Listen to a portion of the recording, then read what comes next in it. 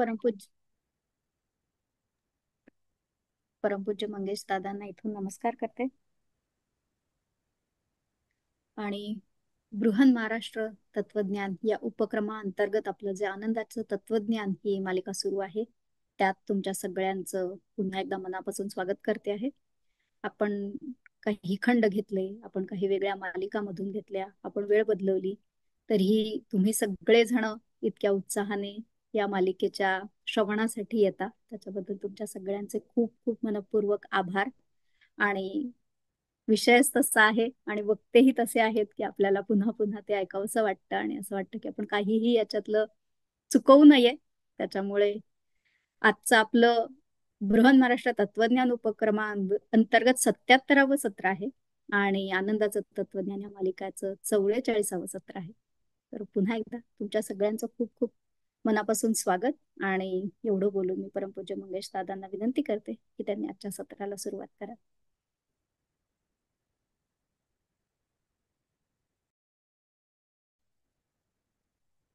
आवाज येतोय माझा?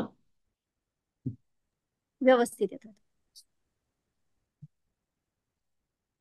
गलद्दानगण्डं मिलद्भृङ्गखण्डं चलच्चारुषुण्डं जगत्त्राणशौण्डं लसद्दन्तकाण्डं विपद्भङ्गचण्डं शिवप्रेमपिण्डं भजे वक्रतुण्डम्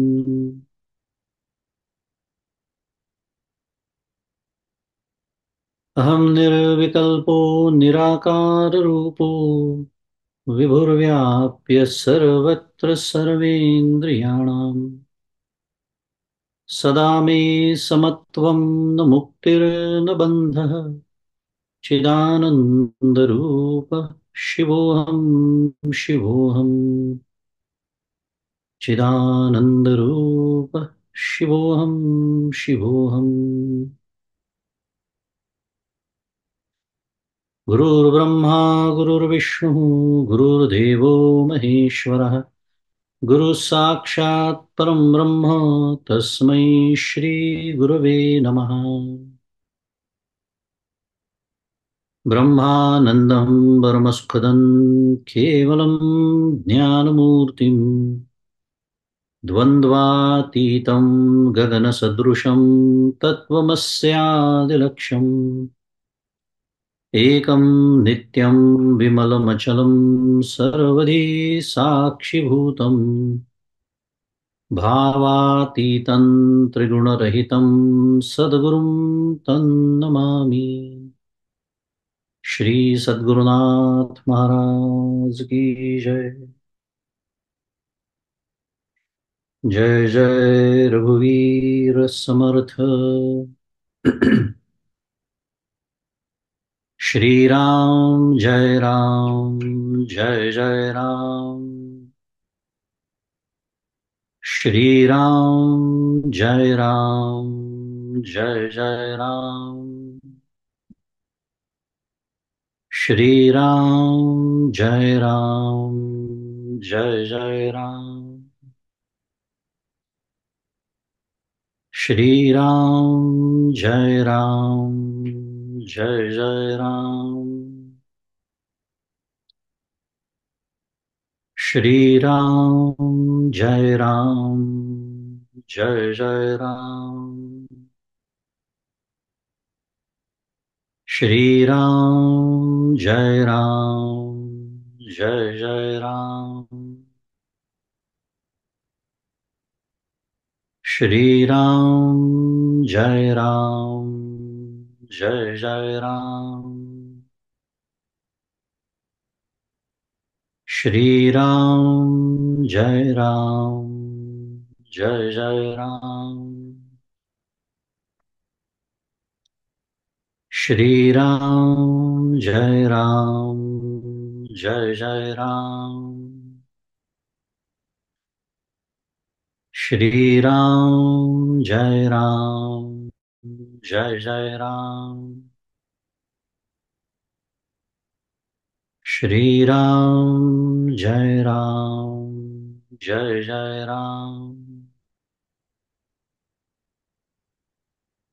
श्रीराम जय राम, जय जय राम।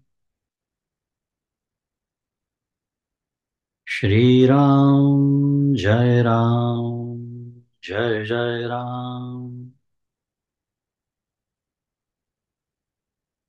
श्रीराम जय राम, जय जय राम।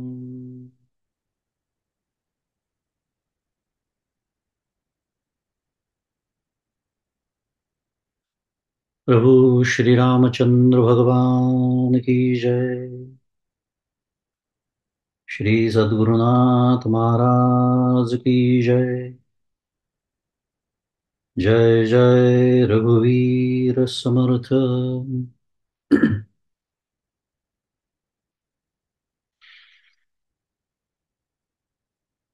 माझे सद्गुरू परमपूज्य डॉक्टर श्रीकृष्ण दत्तात्रय देशमुख उपाख्य डॉक्टर काका यांच्या श्रीचरणी शिरसाष्टांग वंदन करतोय। परमपूज्य मंदाताई गंधे यांच्या चरणी शिरसाष्टांग वंदन। तुम्ही श्रोते जगदीश मूर्ती, तेथे माझी व्युत्पत्ती किती, बुद्धिहीन अल्पमती, सलगी करीतो श्रीराम। तुम्हा सर्वांना सप्रेम अभिवादन।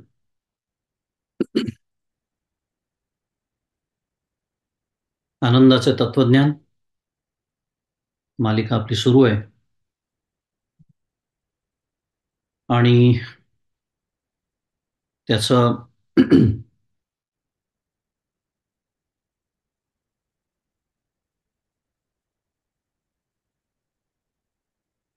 त्याच्या दुसऱ्या टप्प्यामध्ये आपण व्हॉट ज्याला म्हणतो आहोत त्या टप्प्यामध्ये आपण आहोत। त्याच्यामध्ये गेले काही सत्र आपण सत्शिष्य ज्याला म्हणतात या विषयाचा आपण विचार करतो आहोत। विविध विषय, विविध पारमार्थिक संकल्पना आपण समजून घेत आहोत, कारण त्याच्यावर त्या सगळ्या काय म्हणूया ज्ञानावरती, परोक्ष ज्ञानाच्या आधारावर आपली पुढची सगळी साधनेची इमारत उभी राहणार, की जो आपला पुढचा तिसरा टप्पा राहणार आहे, हाऊ नावाचा। तर सत्शिष्य या विषयाचा आपण विचार करतो आहोत आणि ग्रंथराज श्रीमद दासबोधाच्या आधारे आपण बद्ध, मुमुक्षु, साधक, सिद्ध असा त्या सत्शिष्याचा होणारा प्रवास म्हणूया, त्याच्या प्रगतीचं विवेचन आपण बघितलं। आणि समांतर प्रगतीचे टप्पे म्हणून आपण ज्ञानाच्या सप्त भूमिका हा जो एक योग वसिष्ठातला सुंदर विषय आहे त्याचाही आपण संक्षेपाने विचार केला। कारण खूप समांतर तो विचार आहे। साधकाची होणारी प्रगती, शिष्याची होणारी प्रगती, ती साधारण कोणत्या टप्प्याने होते आणि पुन्हा या अभ्यासाचा उद्देश काय आहे, की या टप्प्यामध्ये मी कुठेसा उभा आहे, म्हणजे मला अजून किती प्रगती साधायची, अजून कोणत्या दिशेने मला प्रगती साधायची आहे इत्यादी, हे सगळे विचार आपण केले। आणि या सर्व चिंतनाचा मुख्य गाभा ज्याला म्हणता येईल तो असा होता की शिष्य म्हणून किंवा साधक म्हणून म्हणूया, आपल्या सर्वांवर असलेली जबाबदारी काय आहे। परमपूज्य काका माझे सद्गुरू यांचा नेहमीचा आग्रह राहिलेला आहे, काय, जबाबदारीचा परमार्थ। आत्ता आपल्याला विषय नाही आहे, पण अनेक प्रकारचे परमार्थ आपण करत असतो, आवडीचा, सवडीचा, नडीचा, गोडीचा। तसा एक जबाबदारीचा परमार्थ नावाचा परमार्थ असतो, की जबाबदारी घेऊन माझ्यावर काय जबाबदारी आहे, मी कोण आहे, मी साधक आहे, किंवा मी शिष्य आहे. मग माझ्यावर काय जबाबदारी आहे हे समजावून घेऊन परमार्थ करणं म्हणजे जबाबदारीचा परमार्थ. समर्थही म्हणतात आपल्याला माहिती आहे, समजले आणि वर्तले त्याची भाग्य पुरुष भले. पुढे समर्थ काय म्हणतात ते मी आता बोलत नाही, अर्धचरण त्याचं पदविधान समारंभ आहे त्याच्यामध्ये, आत्ता आपला तो विषय नाही. पण मुद्दा हा की शिष्य म्हणून आपल्यावर काय जबाबदारी आहे या दृष्टीने आपण ते सगळं, त्याचा तो आवाका काय आहे, साधक या संकल्पनेचा आवाका काय आहे, त्याची व्यापकता काय आहे, ती लक्षात येण्यासाठी म्हणून आपण नेहमीप्रमाणे सविस्तर त्याचं चिंतन केलं. आणि त्याचा होणारा परिणाम असा आहे की केवळ सकाळी अर्धा तास किंवा सायंकाळी अर्धा तास अशी उपासना करणाऱ्या साधकांच्या पदरी फारसं काही पडत नाही, असं परमपूज्य काका माझे सद्गुरू म्हणतात. काय सुरुवातीच्या काळात साधनेचे स्वरूप असं जरी असलं तरी या पद्धतीची जी ठोकळेबाज साधना असते ती पुरेशी नसते. म्हणजे याच्यामध्ये कुठेही अशा पद्धतीची आपण जी साधना करतो त्याला काही नावं ठेवणं किंवा त्याचा निषेध करणं हे सुरू नाही आहे. सांगणं हे सुरू आहे की it is necessary but not sufficient. शुद्ध मराठीत पुरेशी नसते. म्हणजे आपण ज्याला बऱ्याच वेळेला गमतीने चेकचा परमार्थ म्हणतो. चेक म्हणजे काय? जसं आता गणपतीचे दिवस झालं, आता संपलेच, अनंत चतुर्दशी. पण गणपती आपल्या घरी आपण स्थापना करतो तेव्हा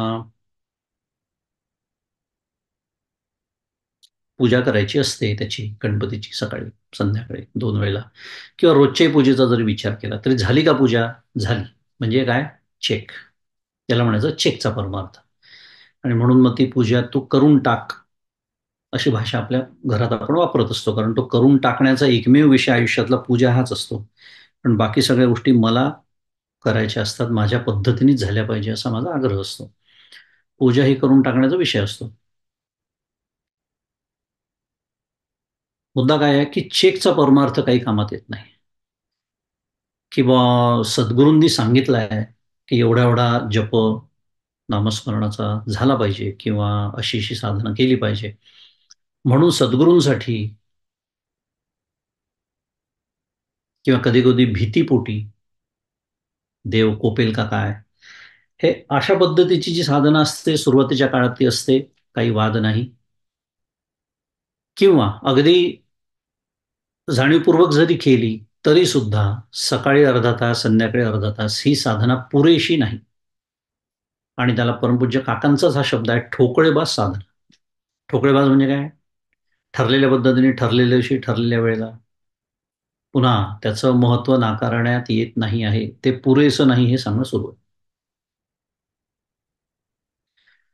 त्यामुळे आजचा आपला जो विषय आहे, आणि मला वाटतं मागच्या वेळेला मी त्याचं सुतोवाच केलंही होतं, की सत्शिष्य किंवा साधक याचा पुरेसा विचार केल्यानंतर आज आपण साधना या विषयाचे सर्व पैलू अभ्यासणार आहोत.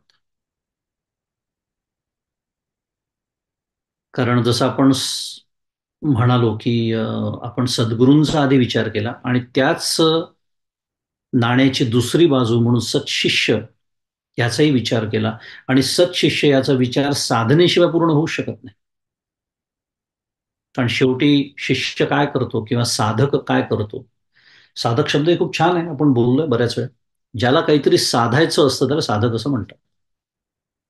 जे साधायचं असतं त्याला साध्य असं म्हणतात. आणि ज्या मार्गाने साधायचं असतं त्याला साधन असं म्हणतात. मार्ग अनेक असू शकतात, प्रश्नच नाही. साध्य मात्र एकच असतं. आणि म्हणून ही सगळी साधनं, ही सगळी साधना मार्ग एका विशिष्ट टप्प्यावरती एका ठिकाणीच येऊन मिळतात, नवी मिळायला हवीत, कारण साध्य एकच आहे. तर मुद्दा असा की साधक आपण ज्याला म्हणतो त्याचा विचार पूर्ण होणार नाही जर आपण साधनेचा विचार केला नाही. आणि मी जसं मगाशी म्हणालो की आपला तिसरा टप्पा हाऊ हा जो होणार आहे की त्याच्यामध्ये कसं करायचं, हाऊ टू डू इट, याचा विचार होणारच आहे. त्यामुळे पण साधना या विषयाचा विचार आज करताना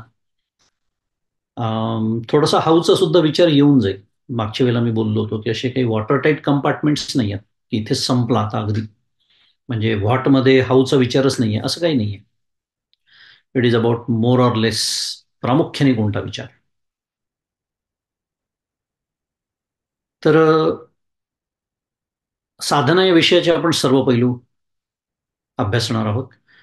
आणि ज्या परिपूर्ण साधनेनी साधकाचा सिद्ध होतो, आत्ताच आपण बोललो साधना म्हणजे काय, साध्य म्हणजे काय, साधक म्हणजे काय. आणि आपण बद्ध, मुमुक्षु, साधक आणि सिद्ध हाच प्रवास आपण बघितलेला आहे. त्यामुळे ज्या साधनेनी, परिपूर्ण साधनेनी साधकाचा सिद्ध होतो त्याचा आपण विचार करणार आहोत. आणि जीवन पद्धतीमध्ये तसा आमूलाग्र बदल घडवून आणणाऱ्या अस्सल साधनेच्या परमपूज्य काकांनी विविध व्याख्या तयार केलेल्या आणि त्या व्याख्यांच्या आधारेच आपण या विषयाचं चिंतन करणार आहोत. आपला आजचा चिंतनाचा विषय साधना हाच विषय आहे. आणि कारण साधनेच्या बाबतीत बऱ्याच वेळेला एक तर अपूर्ण ज्ञान असू शकतं, अपूर्ण समज असू शकतो, किंवा आपले काही कधी कधी चुकीचे समजही असू शकतात.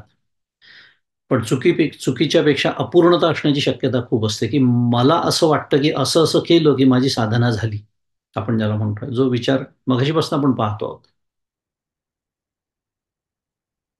तर परमार्थशास्त्रामध्ये परमार्थ जे मला देऊ पाहतो, ज्याच्यासाठी म्हणून आपण परमार्थ करतो, ते याच जन्मात प्राप्त व्हावं अशी ज्याला तळमळ लागलेली आहे, कारण त्याला त्याचं महत्व आता कळलेलं आहे, कारण व्हायचा टप्पा त्यांनी पूर्ण ऐकलेला आहे, तर तो या साधनेकडे गंभीरतेने लक्ष देईल.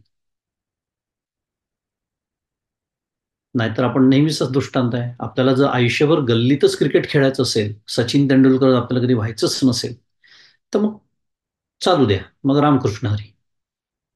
पण नाही, ज्याला ते सर्वोच्च पद प्राप्त करायचं आहे, जे देव पाहतोय परमार्थ, आणि परमार्थ काय देव पाहतोय याचा अनेक वेळा विचार करून झालेला आहे, आत्ता तो विषय नाही. पण एवढंच जाता जाता उल्लेख करतो की ज्या गोष्टीसाठी संपूर्ण जगाची धडपड सुरू आहे, सुख,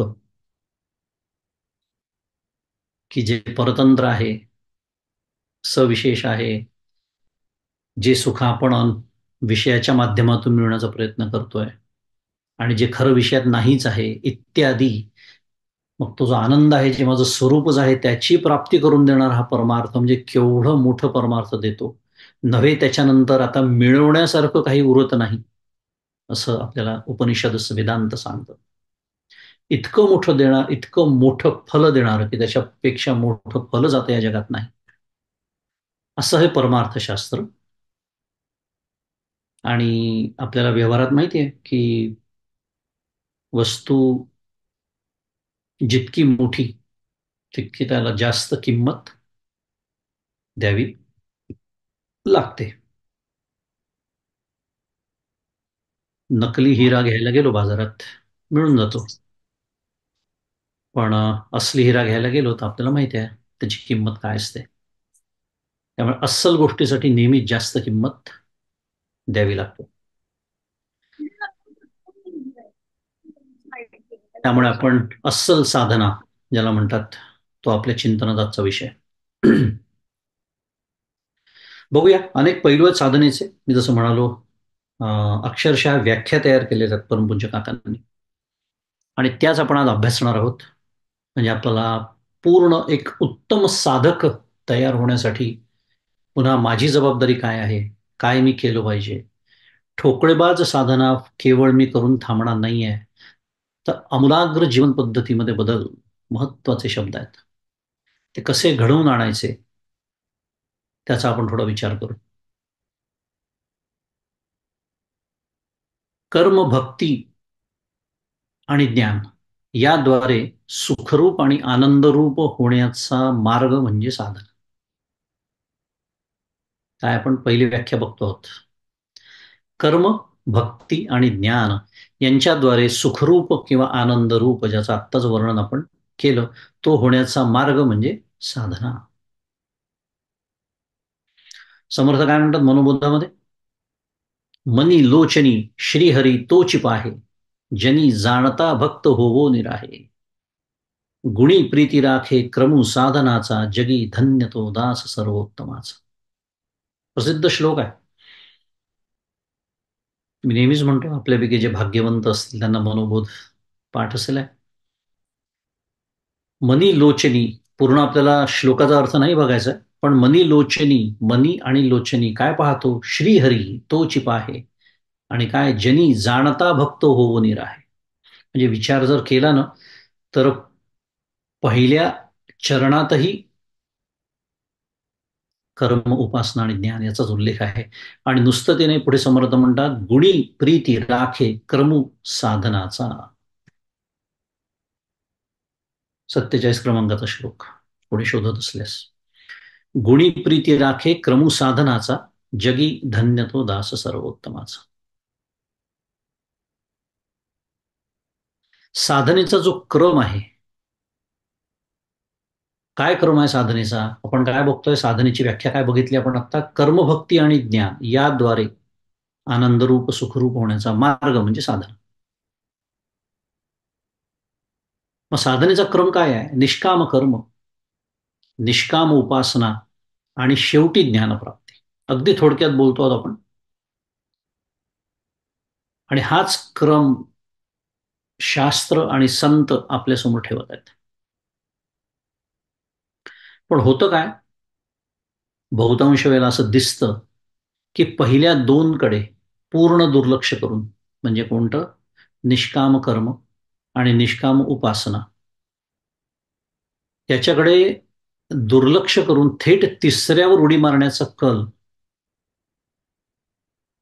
आजकाल आपल्याला खूप ठिकाणी आढळतो. आणि तो बहुतांशाला पुस्तकी ज्ञानाच्या आधारे तो असतो. कारण बऱ्याच वेळा बोलून झालेलं आहे खरं, की आजकाल सगळे ग्रंथ उपलब्ध असतात. पूर्वीच्या काळी ज्ञानप्राप्तीचं जे साधन होतं, मार्ग होता, की सद्गुरूच्या गृही जावं लागायचं, आश्रमात जावं लागायचं, शिष्यत्व पत्करावं लागायचं, कष्ट करावे लागायचे, प्रवास करावा लागायचा. तिथे सद्गुरू परीक्षा घ्यायचे, अधिकार पाहून उपदेश करायचे. हे सगळं आता कालबाह्य झालेलं आहे. मग आज काय आहे? आज ब्रह्मसूत्राचं ग्रंथ मी विकत आणू शकतो, कारण मी मनाचे श्लोक पाठ करतोय सांगायला मला लाज वाटते. पण ब्रह्मसूत्राचा अभ्यास करतो हे मी खूप अभिमानाने लोकांनी न विचारता पण सांगतो. प्रस्थानत्रयीतलं शेवटचं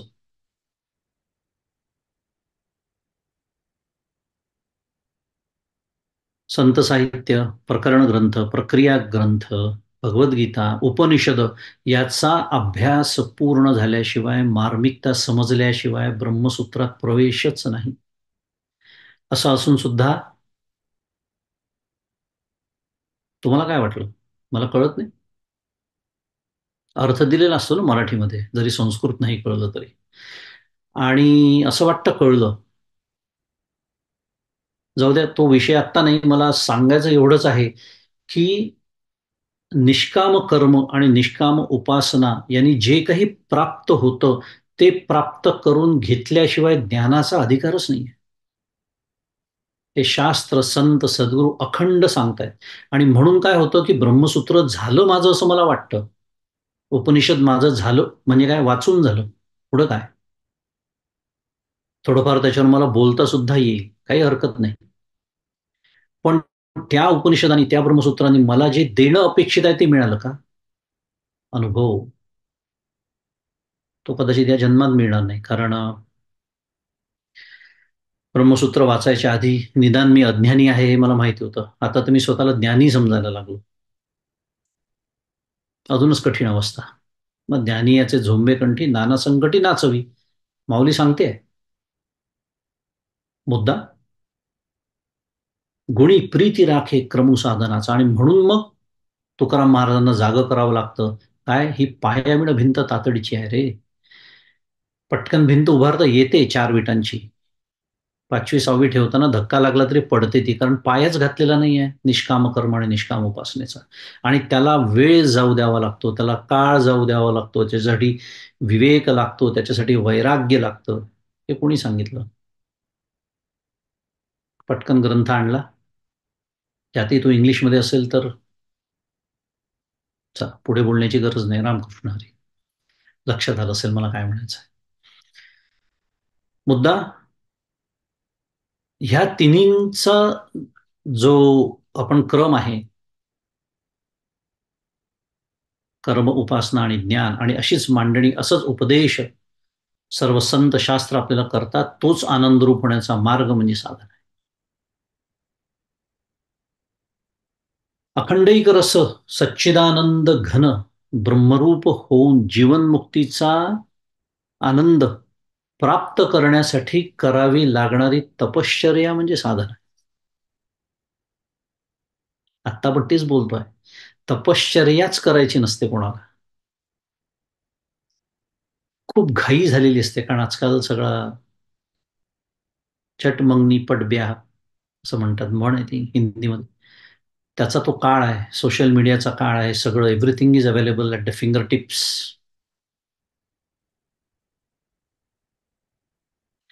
पण अखंडैक रस असं जे तत्व आहे, अखंड आहे, एक रस आहे, एकमेवा द्वितीय आहे, सर्वात महत्वाचं सच्चिदानंद घन आहे.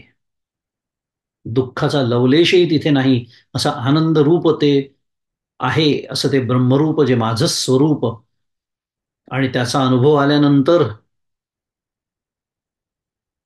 ज्या कर्मबंधनातून माझी सुटका होते, म्हणून त्याला जीवनमुक्ती असं म्हणतात. त्या जीवनमुक्तीचा आनंद प्राप्त करण्यासाठी म्हणजे सगळ्यात महत्वाचं, हेची देही हेची डोळा भोगू मुक्तीचा सोहळा. पुढचा जन्म मिळणार नाही, ही उधारीतली मुक्ती परमपूज्य काका म्हणतात. तो होणारच आहे, तो तर साईड इफेक्ट आहे त्याचा. त्याच्यासाठी नव्हे, याच देहामध्ये जीवनमुक्तीचा आनंद जे माझे सद्गुरू आज भोगतायत, आनंदाचे डोही, आनंद तरंग, हा अनुभव त्यांचा जो आहे, ब्रह्मानंदे सदा डुल्लतू असं ज्यांचं वर्णन करण्यात येतं,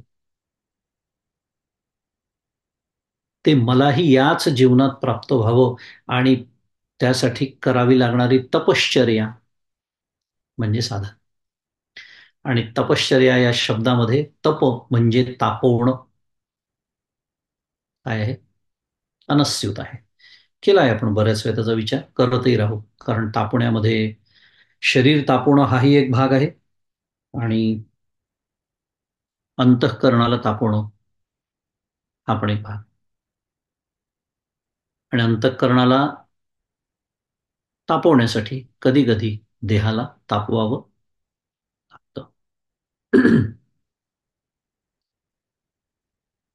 थोडीशी बंधनं, श्रावणामध्ये कांदा लसूण खायचा नाही. आली की नाही पंचायत? आत्तापर्यंत छान मोठे मोठे शब्द वापरून शास्त्राची मी व्याख्या सांगत होतो, छान चाललो होतं. ते असलं काही बोलायला लागलं ते जबाबदारीचा परमार्थ. मग अशी बोललो आपण. मुद्दा माझा एवढाच होता की 1 महिना सुद्धा जर माझा स्वतःवरती संयम नसेल, मी पाळू शकत नसेल ते, तर कोणत्या तपश्चर्याच्या गोष्टी मी कराव्या? आणि याचाच अर्थ असा आहे की माझं वैराग्य अजून फारच निकृष्ट दर्जाचं आहे. कारण मी संयम पाळू शकत नाही, याचा अर्थ माझ्याकडे वैराग्याची फारच वानवा आहे. आणि विवेक आणि वैराग्य याच्याशिवाय तर परमार्थामध्ये एक पाऊल पुढे पडत नाही, हे अखंड आपण ऐकतो. एक छोटंसं उदाहरण घेतलं फक्त मी श्रावण महिन्यातल्या एका निर्बंध आपण जे स्वतःवरती घालून घेतो, स्वतःवर घालून घेण्याचे आहे ते. सांग, कोणीही जबरदस्ती करत नसतं तो आपल्यावरती. पण आपल्याकडे असं छान ही बसवून दिलेली पद्धत आहे. It has been institutionalize. त्याला श्रावण महिना म्हणतात, त्याला चातुर्मास म्हणतात, चतुर्थी म्हणतात, एकादशी म्हणतात. हे सगळं दिस हॅज बीन इन्स्टिट्युशनलाइज आपल्यासाठी. का? कितीही प्रपंचात गुरफटलेला असला तरी निदान एवढं वैराग्य, इतक्या खालच्या पातळीवरचं,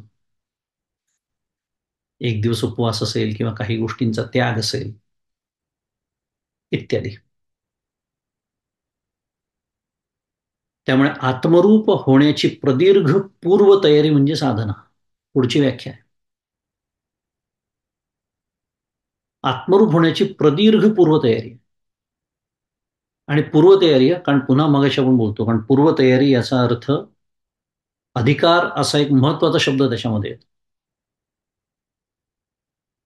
कारण कुठलीही गोष्ट अधिकार नसताना प्राप्त होत नाही, आणि तो अधिकार कमवावा लागतो. त्याच्यासाठी तपश्चर्या करावी लागते, आणि त्यालाच पूर्वतयारी असं म्हणतात. जागृतीच्या काळामध्ये किंवा जागृतीच्या काळाचं साधनात रूपांतर करण्याच्या प्रयत्नांना साधना असं म्हणतात. काय पाहतोय आपण? पैलू पाहतोय. किती विविध पैलू आहे साधनेचे पहा. म्हणून मगाशी आपण सुरुवात काय केली? ठोकळेबाज साधना, सकाळी अर्धा तास, सायंकाळी अर्धा तास नाही चालत. उरलेला जो मधला काळ आहे,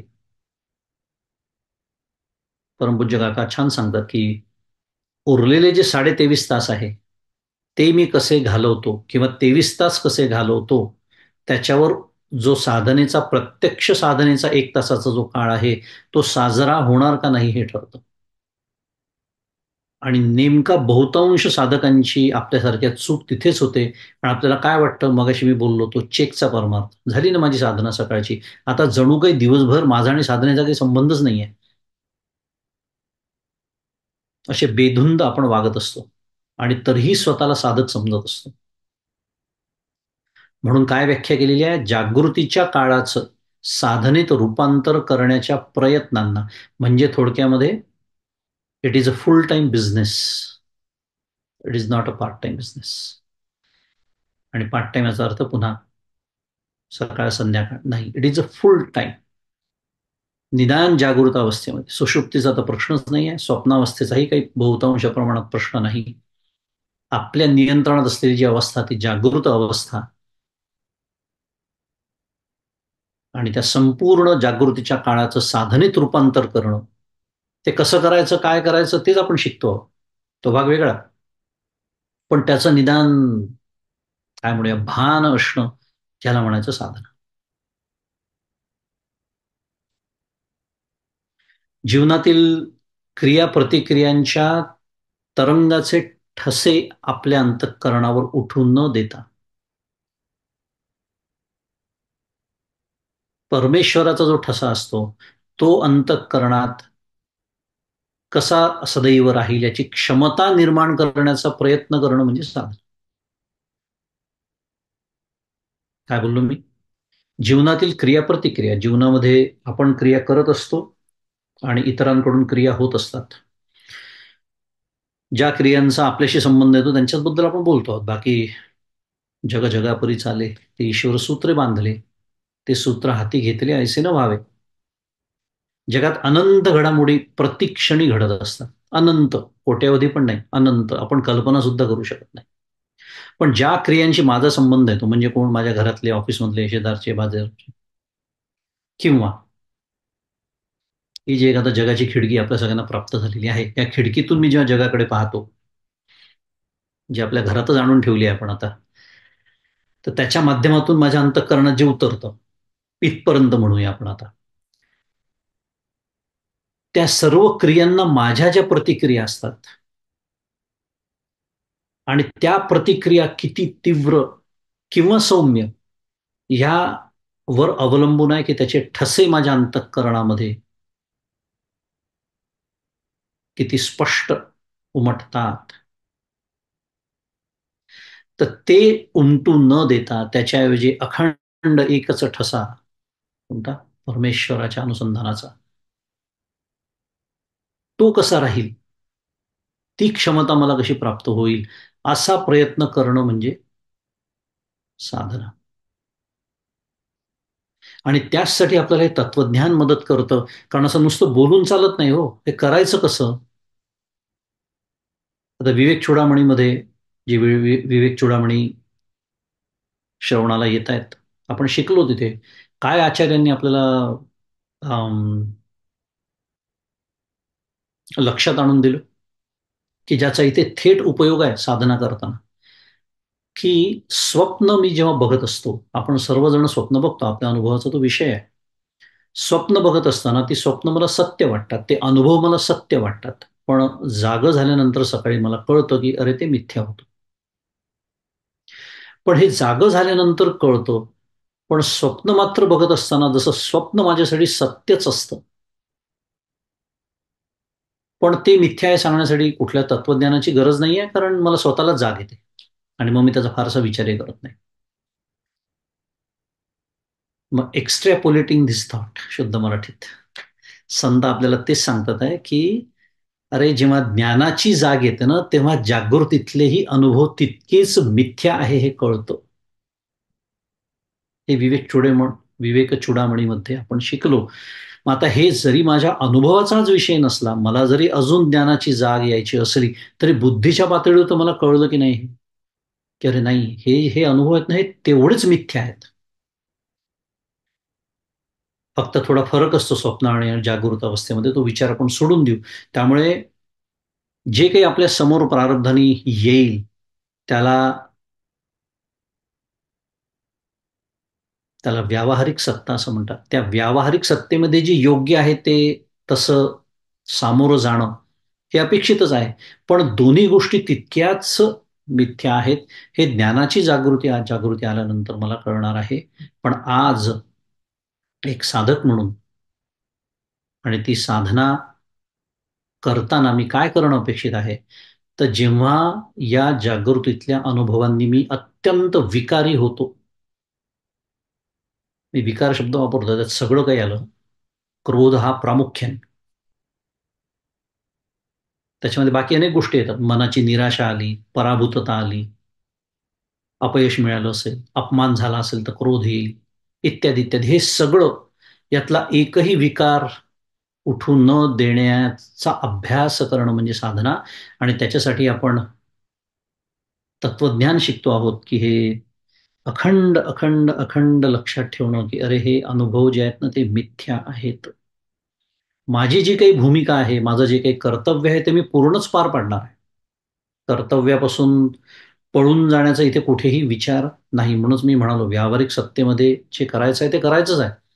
पण त्यानंतर मला जे काही प्राप्त होईल, यश अपयश, मान अपमान, सुख दुःख, सगळे द्वंद्व आपल्याला माहिती आहेत. त्याच्यामध्ये मी निर्विकार राहण्याचा अभ्यास करणं म्हणजे साधना. परमेश्वराशी सतत ठेवलेलं अनुसंधान म्हणजे साधना.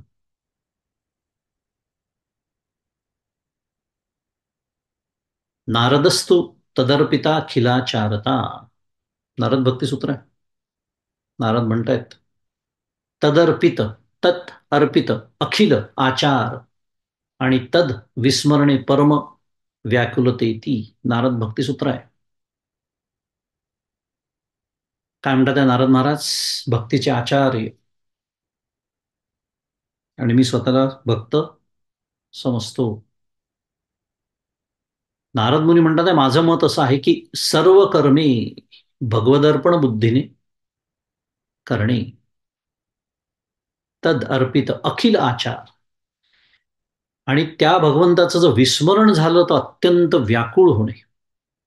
काय पाहतोय आपण साधनेची व्याख्या, परमेश्वराशी सतत अनुसंधान.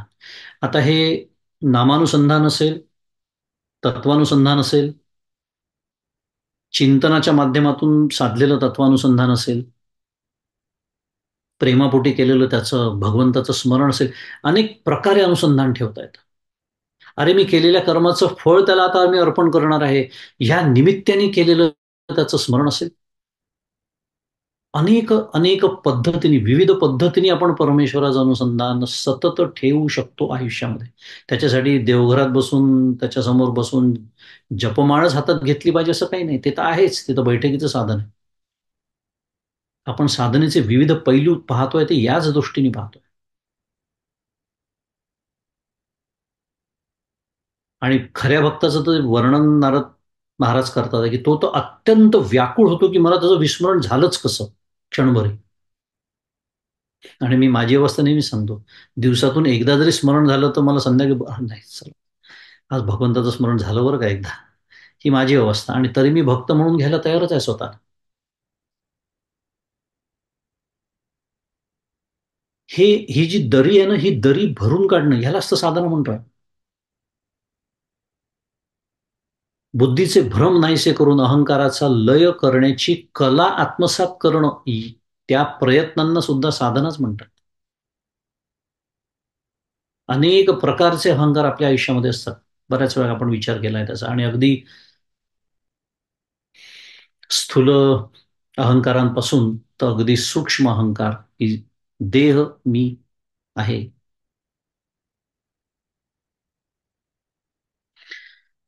मला नेहमी तेच आठवतं हे म्हटल्यानंतर. काय आपण लहानपणी कथा वाचल्या असतात कशाच्या, देव आणि राक्षस. चांदोबा वगैरे आपण सगळ्यांनीच वाचलेलं असतं.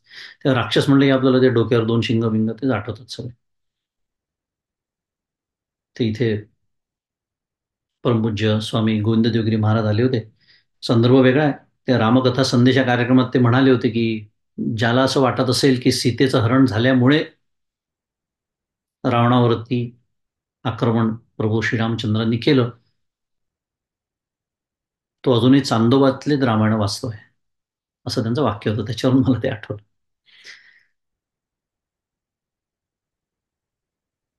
मुद्दा हा, राक्षस म्हणल्यानंतर मला जर ते आठवत असेल तर अजूनही मी चांदोबातलेच कथा वाचतो आहे किंवा तीच माझी बुद्धीची पातळी आहे. कारण आपण जर वेदांताचा अभ्यास करत असू तर असुषु रमते इति असुरा अशी व्याख्या केलेली, अशी व्युत्पत्ती आहे त्याची. असुषु म्हणजे मी देह आहे या भावनेमध्ये जो रंगलेला आणि रमलेला आहे त्याला काय म्हटलंय, असुर. रामकृष्ण रे, आपल्याबद्दल नको बोलायला कारण इतकं जवळ येऊन भेटतं ते की मलाच दोन शिंग वगैरे फुटल्यासारखी वाटायला लागतात ते वाचलं असलं की. मुद्दा हा आहे की किती असुरांच्या मध्ये आपण राहतो आहोत आपल्या सकट. निदान आपल्याला ती जाणीव तरी होते असं म्हणूया गमतीने. आणि मुद्दा मूळ विषय हा सुरू होता की मी देह आहे हा अत्यंत सूक्ष्म अहंकार आहे की जो बहुतांश सगळ्यांनाच असतो.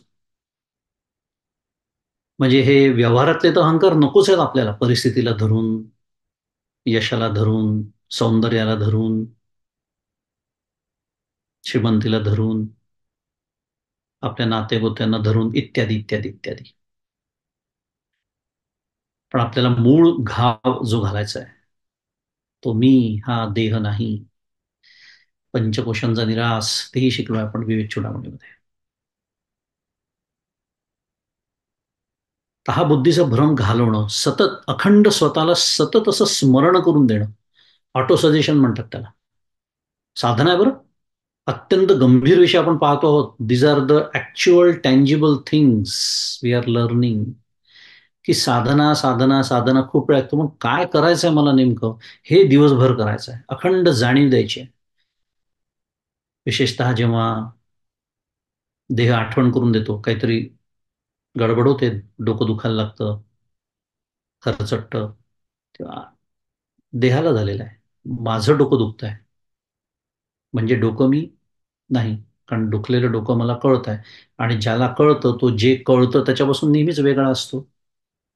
असो, आपल्याला आता त्या विषयात जायचं नाहीये. पण असं अखंड ते तत्वज्ञान वापरणं, स्वतःला स्मरण करून देणं, मी देह नाही. मग मी कोण आहे? परब्रह्म, निर्मलम निष्कलम शांतम असं ज्याचं वर्णन करण्यात येतं तो मी आहे.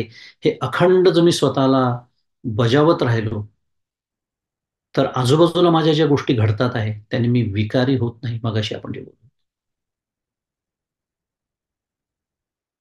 कारण पुन्हा प्रयत्न करायचे आहे संपूर्ण, माझे कर्तव्य संपूर्ण पार पाडायचे आहे. पण आपण विकारी कशाने होतो? तर फलाने होतो. आणि फलावरती आपला अधिकार आहे का? नाही. आणि गंमत तीच आहे, तुम्ही विकारी व्हा का नका हो, फल प्रारब्धाने त्यांनी ठरवलेलं आहे, तेच मिळणार आहे. मग विकारी व्हायचं कशाला? विकारी होऊन आपण शुद्ध मराठीत म्हणतो, I am loser at both the ends. म्हणजे शेवटी फळ तर स्वीकारावंच लागतंय दिलेलं. There is no choice. मग विकारी होऊन माझ्या पारमार्थिक हानी तरी कशाला करून घ्यायची? असा सुद्धा सुज्ञतेचा विचार करता येऊ शकतो.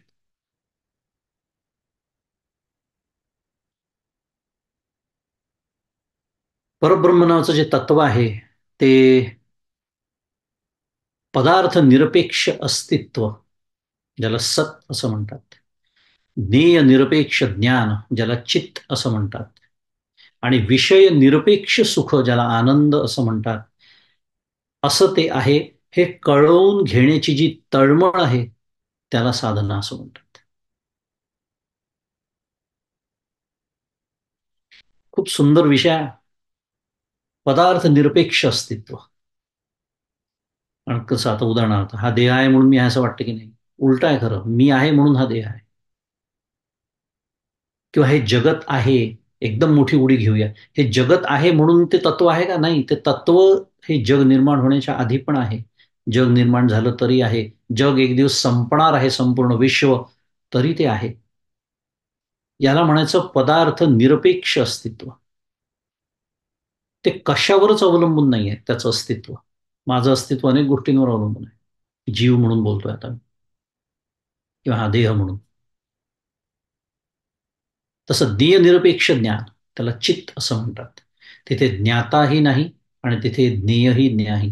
मग आता काय आहे? फक्त ज्ञानरूपत आहे. अनेक वेळा विचार आपण केलेला आहे. त्यामुळे ते होणारं ज्ञान नाही, ते असणारं ज्ञान आहे.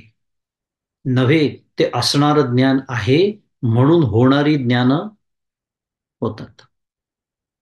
तो ज्ञानरूप आत्मा आतमध्ये आहे म्हणून डोळ्याच्या माध्यमातून ज्ञान होतं, कानाच्या माध्यमातून ज्ञान होतं, स्पर्शाच्या माध्यमातून पंच ज्ञानेंद्रियांनी ज्ञान होतं. पण त्याचं ज्ञान शब्दाने होऊ शकेल, पण त्याचं ज्ञान हा शब्द हे संभवत नाही. कारण त्याचं ज्ञान मी करायला गेलो तर मला त्याच्याशी काय व्हावं लागतं? एकरूपच व्हावं लागतं. म्हणजे मी स्वतः ज्ञानरूप होतो. ज्ञेय निरपेक्ष ज्ञान, चित्त, आणि विषय निरपेक्ष सुख, आनंद. हे लवकर कळत नाही, म्हणून मी म्हणालो खूप महत्वाचा आणि सुंदर विषय आहे. हे जेवढ्या लवकर कळेल तितकी लवकर प्रगती परमार्थामध्ये होते. आणि त्याच्यासाठी साधना काय आहे? हे जे अखंड मला डोळ्यांनी दिसतंय किंवा पंच ज्ञानेंद्रियांनी प्रति क्षणी मला अनुभव येणारं नामरूप आणि अनंत भेदांनी भरलेलं हे जग, या सगळ्याचं सार जर काढलं तर ते अस्तिभाती प्रियामध्ये येतं. कारण ते आहे, जग आहे की नाही? अनुभव येतोय की नाही? रोज प्रतिक्षणी येतोय म्हणजे अस्ति. आणि ते कळतंय मला म्हणजे भाती. आणि ते त्यातल्या काही गोष्टी मला असून प्रिय आहेत आणि काही गोष्टी मला नसून प्रिय आहेत. त्यामुळे प्रियत्व, त्याला म्हणायचं अस्तिभाती प्रिय. म्हणजे अस्तिभाती प्रिय हा सगळ्यांचा सामान्य अनुभव आहे, अगदी मनुष्येतर प्राण्यांचा सुद्धा. मग इतकं सगळं जर ते तत्व, हा जो अनुभव सगळ्यांचा सामान्य असेल, खरं किती भेद आहे मनुष्यांमध्ये, आपल्यामध्ये विचार करावा. आपल्या भाषा, आपली संस्कृती, आपलं बोलणं, आपली विचार करण्याची पद्धत, राहणीमान, राहण्याचे देश, प्रचंड भेद आहे. प्रचंड भेद आहे. 7 बिलियन पीपल, नेहमीचा विषय. पण एक गोष्ट त्याच्या सामान्य आहे. Is it not fascinating? अस्तिभाती प्रियत्व ईश्वराच्या राज्यातला आहे. नामरूप मायेच्या राज्यातला आहे. कारण या सगळ्याचं सार शेवटी कॉमन डिनॉमिनेटर काय निघतोय? अस्तिभाती प्रिय आहे. आणि हे जर सामान्य असेल तर ते जिथून आलं, सामान्य म्हणजे कॉमन म्हणायचं बाय द वे, शुद्ध मराठीत. If it is common amongst all the living beings, याच्या पाठीमागे काय आहे? सच्चित आनंद. त्याचा आपण केलाय विचार व्हायच्या टप्प्यामध्ये.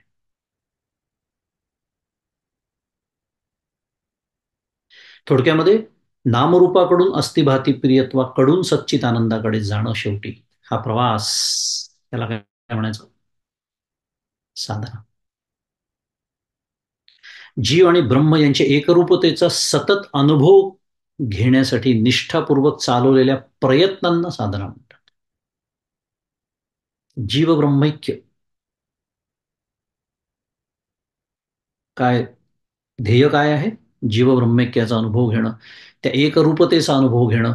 मग त्याच्यासाठी निष्ठापूर्वक जे जे प्रयत्न मी करीन, जी कोणती साधना मला सद्गुरूंनी दिलेली असेल किंवा जे कोणतं साधन मी करत असेल, त्या सर्व प्रयत्नांना साधना म्हणतात.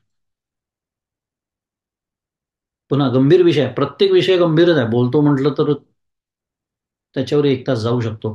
पण एवढं स्मरण आपण ठेवूया या संदर्भामध्ये, की पारमार्थिक म्हणून मी ज्या ज्या गोष्टी करतो, धार्मिक म्हणून मी ज्या ज्या गोष्टी करतो, कल्पना करा आपण कित्येक गोष्टी करत असतो, दिवसेंदिवस, महिन्यामागे महिने, वर्षामागून वर्ष, धार्मिक किंवा पारमार्थिक. विशेषतः पारमार्थिक जे जे कार्यक्रम आपण करतो, ज्या ज्या गोष्टी आपण करतो, त्या प्रत्येक कार्यक्रमाची आणि त्या कार्यक्रमात असलेला माझा सहभाग आणि माझी मनोभूमिका याची दिशा जर जीवब्रह्मैक्याची नसेल,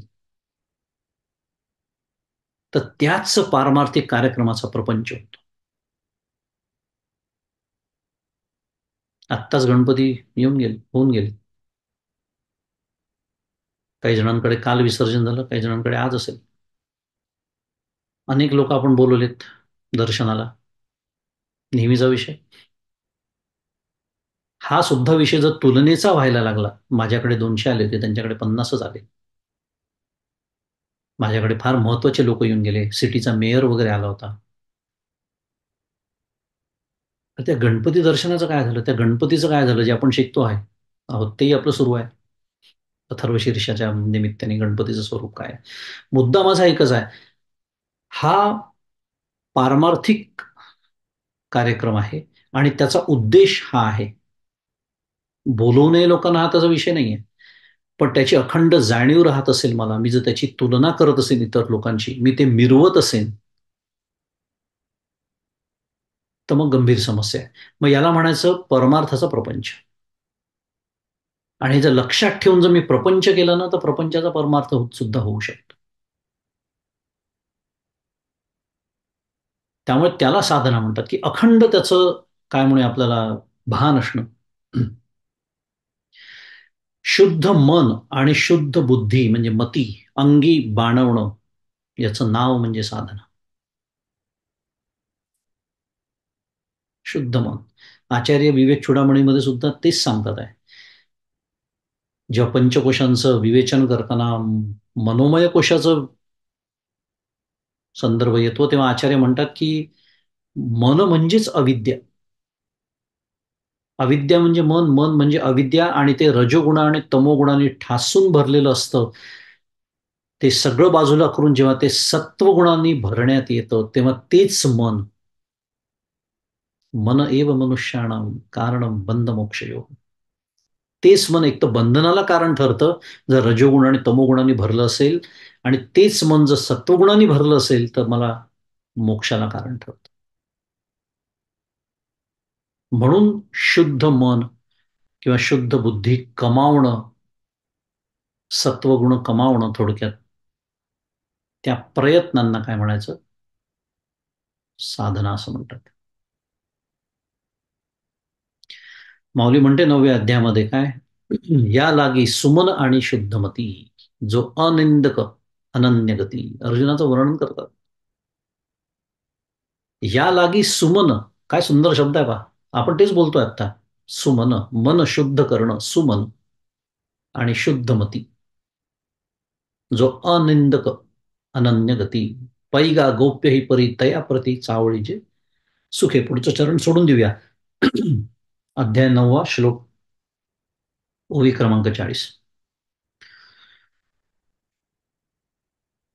काय भावार्थ आहे त्याचा? या लागी सुमन आणि शुद्धमती.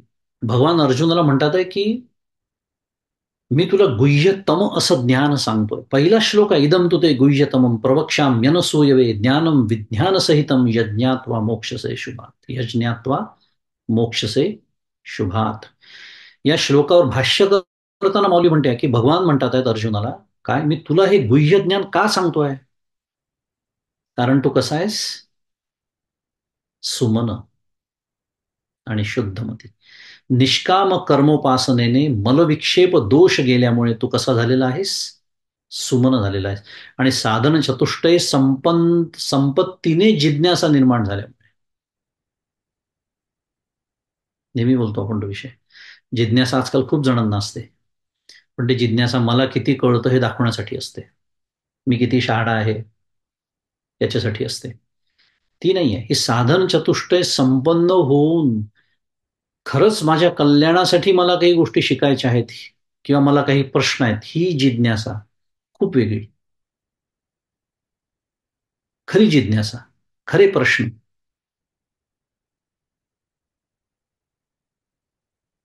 प्रश्न उपस्थित करण्याच्या पद्धतीवरनं पण आपल्याला कळतं मनुष्याच्या.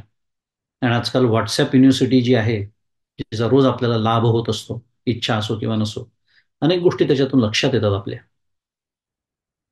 की अभ्यासाचा खरंच प्रयत्न आहे, काही समजून घेण्याचा, शिकण्याचा प्रामाणिक प्रयत्न आहे,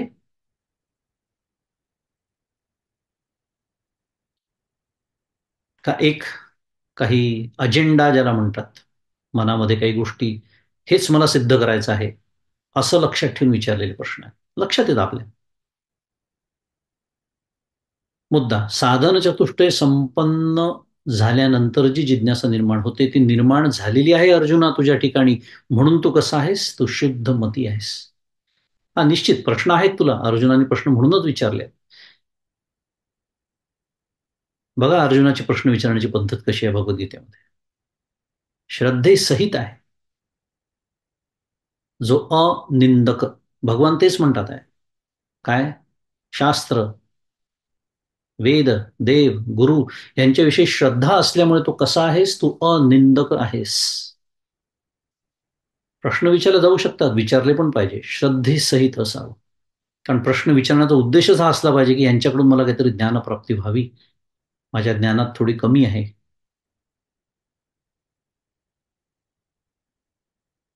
तेवढी विनम्रता आपल्याजवळ असावी. माऊलींचं सांगणं त्याच्यासाठी आपल्या अखंड लक्षात ठेवावं, काय? म्हणून थोरपण पराची सांडिजे, व्युत्पत्ती आघवी विसरीजे, जे जगा धाकुटे होईजे तई जवळी माझी, माऊली म्हणते. पण प्रश्न तोच आहे ना, मला भगवंताची जवळीक करून घ्यायचीच नाहीये, मला हे सिद्ध करायचं मी किती शहाणा आहे. मग मी कशाला व्युत्पत्ती विसरणार आहे माझी? व्युत्पत्ती घेऊनच फिरणार आहे मी सगळीकडे. मुद्दा श्रद्धावंत होऊन प्रश्न विचारावा. म्हणून म्हणतात आहे ते अर्जुनाला की तू अनिंदक आहेस, आणि नुसता तो नाही, अनन्य गती आहे. मोक्षा वाचून आता दुसरी परम गती नाही असं ज्ञान तुला अर्जुन आहे. त्यामुळे तू कसा झालेला आहेस? अनन्य गती आहे. जो अनन्य गती असतो ना, त्याची दिशा कधीच चुकत नाही, प्रश्न विचारण्याची सुद्धा दिशा चुकत नाही. कारण ध्येय आता ठरलेलं आहे की मला ह्याच्यासाठी शिकायचं आहे, की माझी प्रगती कशी होईल, आणि परमार्थाशिवाय दुसरी गती नाही असं जाणून त्याचं सतत अनुसंधान ठेवणं म्हणजे साधना.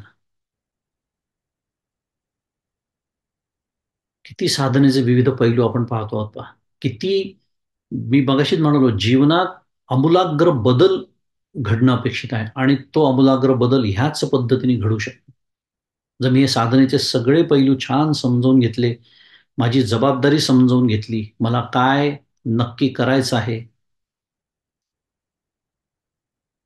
ते समजून घेतलं,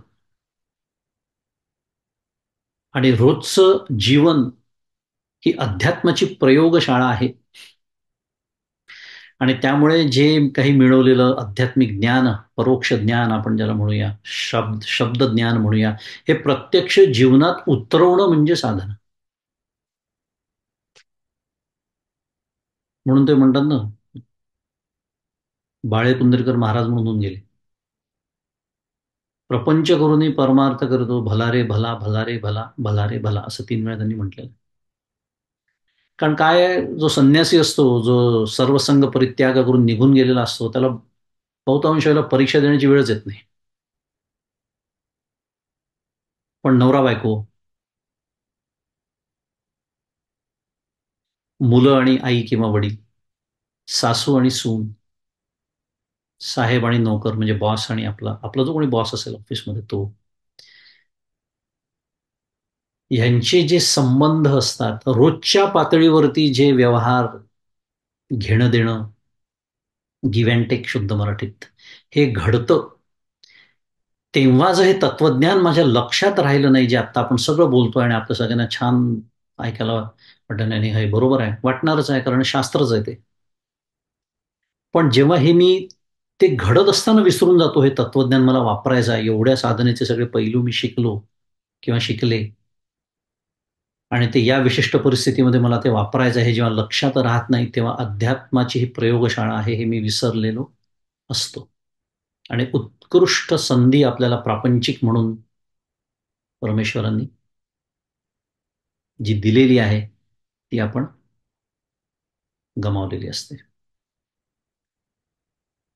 आपली वेळ झालेली आहे. आपण इथे आज थांबूया. साधनेचे अजून बरेच महत्वाचे पैलू आहेत, खूप आहेत, आपण काही सगळे पाहणार नाहीये. पण त्याला एक परिपूर्णता यावी. मी मगाशी जसं म्हणालो की साधना हा किती गंभीर विषय आहे. नुसतं ठोकळेबाज साधना करून परमार्थात काही साधत नाही. हे आपल्या मनावरती, चित्तावरती ठसावं म्हणून आपण हा विषय जरा सविस्तर बघतो आहोत. हाच विषय आपण पुढच्या वेळेला सुरू ठेवू आणि बहुतेक पुढच्या वेळेला मग या विषयाची सांगता करू आणि आजचं हे चिंतन सद्गुरूंच्या चरणी अर्पण करू. श्री सद्गुरुनाथ महाराज की जय. जय जय रघुवीर समर्थ.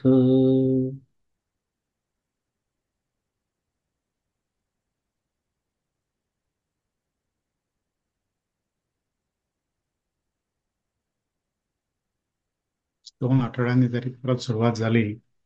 आज फार महत्वाचा विषय साधारला गेला आणि जे विविध ग्रुप्सवरती चर्चा चाललेल्या लोक ट्रॅक करत असतील त्यांना आजचा हा महत्वाचा विषय बरोबर उपयोगी पडेल आणि तसंच मस्त फिट होत असं मला वाटतं मला. अम, पण एक महत्वाचं जाणवलं आणि शेवटचं जे आता दादांनी सांगितलं की ऐकायला ठीक आहे, बुद्धीला ठीक आहे, पण ते दैनंदिन वापरात वापरायला पाहिजे. आता उद्या मी माझ्या स्टाफची मीटिंग आहे आणि माझ्या बॉसची मीटिंग आहे, सो त्यावेळी मी बघतो आता हे कसं लक्षात राहील ते. सो आपण आता आपल्या अ, भजन सेवेकडे वळू. आज आपल्याला भजन सेवा देणार आहेत अवनी नेवरेकर. अवनी, तू आहेस का?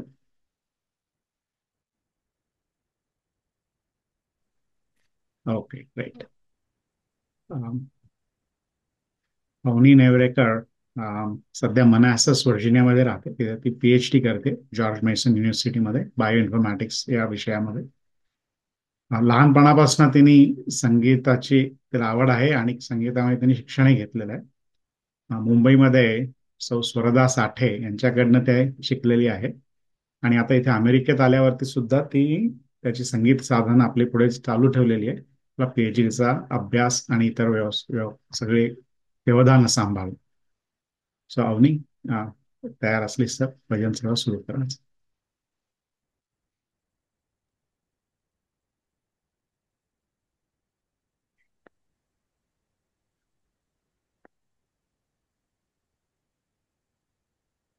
तर आवाज अजून काही येत नाही बरं. अ, तबल्याचा वगैरे आवाज येतोय का? नाही, अजून येत नाही. Okay.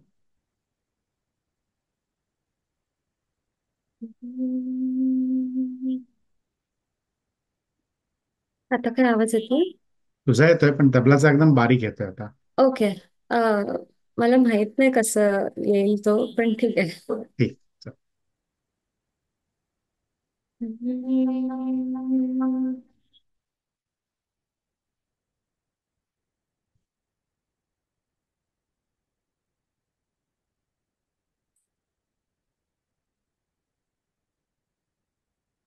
ओम नमो गणराज दया घन शंकर तनया प्रेम पुरा।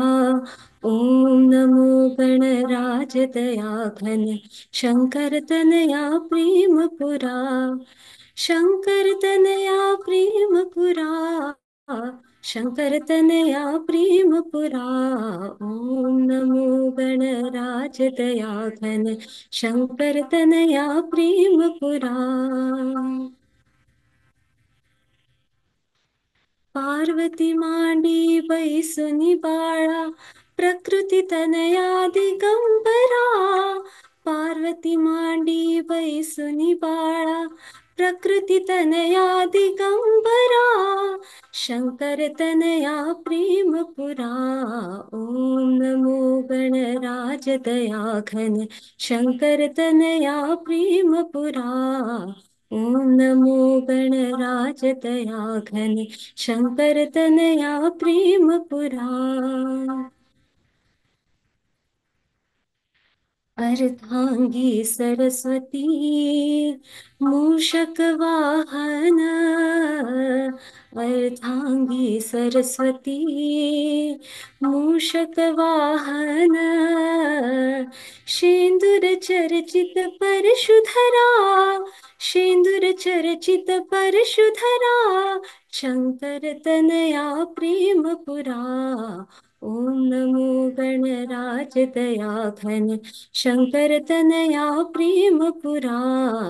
ओम नमो गणराज दया घन शंकर तनया प्रेमपुरा। शक्ति ब्रह्मानुसया प्रभुरंगे। शक्ति ब्रह्मानुसया प्रभुरंगे। आत्मस्वरूप तू पूर्ण हिरा। आत्मस्वरूप तू पूर्ण हिरा। शंकर तनया प्रेमपुरा। ओम नमो गणराज दया घन शंकर तनया प्रेमपुरा। ओम नमो गणराज दया घन शंकर तनया प्रेमपुरा। नारायण तव चरणी निरंतर प्रेम रूपाचा तू सागरा। नारायण तव चरणी निरंतर प्रेम रूपाचा तू सागरा। शंकर तनया प्रेमपुरा। ओम नमो गणराज दया घन शंकर तनया प्रेमपुरा। ओम नमो गणराज दया घन शंकर तनया प्रेमपुरा। शंकर तनया प्रेमपुरा। शंकर तनया प्रेमपुरा। ओम नमो गणराज दया घन शंकर तनया प्रेमपुरा। शंकर तनया प्रेमपुरा। शंकर तनया प्रेमपुरा।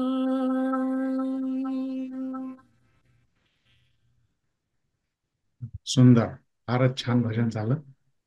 आणि PhD सांभाळून सुद्धा हे सगळं करतेस